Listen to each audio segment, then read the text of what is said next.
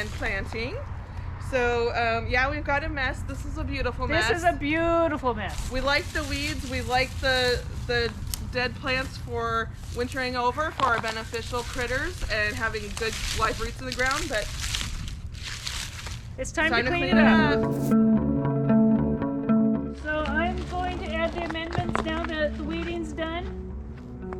This is azomite, which is a trace mineral that's going to help the plants store their nutrients, and it will also make the flavors more prominent, make them delicious, happy and healthy. You only have to apply this once every season.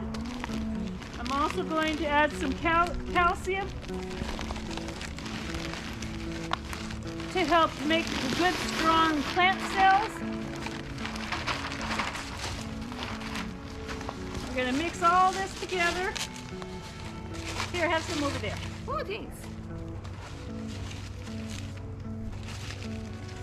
Sarah's adding extra soil because we got a little low after we pulled all the weeds out. And then I'm going to put in some veggie fertilizer. I'll eat some of it too. Just toss that in. It's an organic. Everything here is organic. So you're not going to overdo it. I garden like I cook. I don't measure, I just do it. So we're going to get ready to do some planting here. We're going to talk about the sun exposure. Our sun comes up in the east, goes around to the south, and goes down in the west. So we're going to plant accordingly on the height of some of these vegetables. Since the sun is coming in from this direction, we're going to plant some broccoli here at this end. So as it grows and gets its big leaves and its height, it can shade out some of the things that really like to stay cooler, like our lettuce and some radishes. So really think about where the sun's coming from and your bigger plants that can later shade out some of the shorter plants. So we're going to plant some beets today. This is a pack of beets, and you're going to need to tear them apart gently. You don't want to disturb them too much. They've got very young, delicate roots.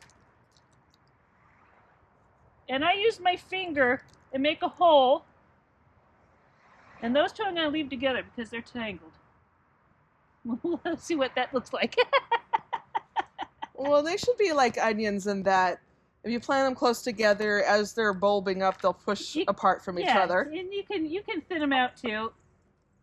We'll get those in there. So I stuck some little trios of onions around throughout things. Onions, being an allium, are a great deterrent to a lot of critters, including deer if you have that issue. Quite come through. That was. And they'll also, as they bulb up, push apart from each other. So you can stick several next to each other and they'll grow just fine. In the long run, you want to make sure there's enough root, bulb space, for them to actually mature to their full size. All right, so if you're planting clusters, make sure there's space around those clusters for when they push apart. So we're kind of doing a random planting. This is a permaculture style planting. Meaning some things are for sun, some things like a little less light. We have perennials with annuals. Like over here we've got broccoli. That's going to get tall. That's going to help cool the lettuces off. We've got kohlrabi here, and that's going to also help cool the lettuce that's behind me off. We've got a very hardy thyme on the edge that's going to spill over and get plenty of light. Even though the broccoli is going to be tall over there, it's going to get plenty of light. Any of those aromatic herbs are really going to make it hard for pests to find the things they do want to eat.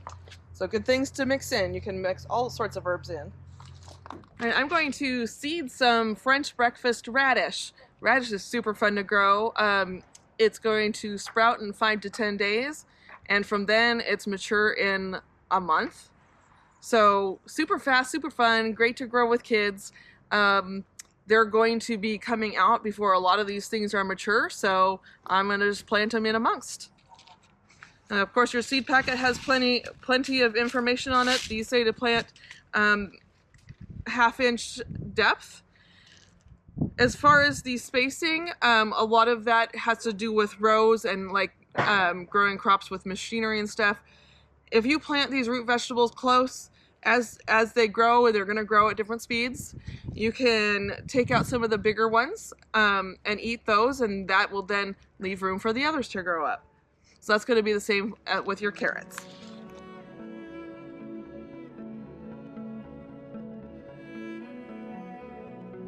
So we're going to do some potatoes too. This is a small potato. This one does not need to be cut in half. It can be put in whole. It has eyes all around it. You want to dig a hole about 6-8 inches deep. Plop it in there and cover it up. Now if you got the bigger potato, like this one you're going to want to cut and have 2 or 3 eyes right there with each cut, and make sure you let them scab over about 24 hours, and then you want to put them in the soil.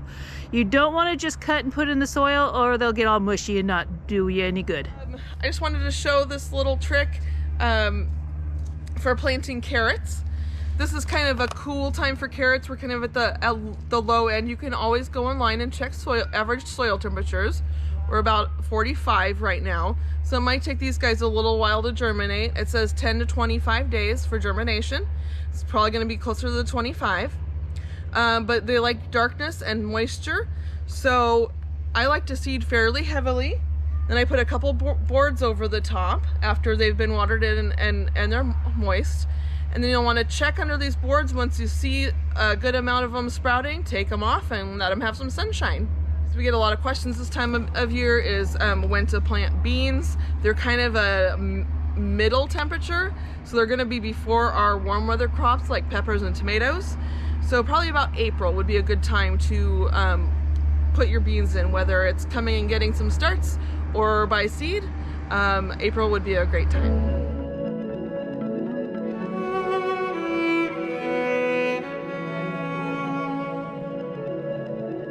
That's it for our veggie planting of cool crops.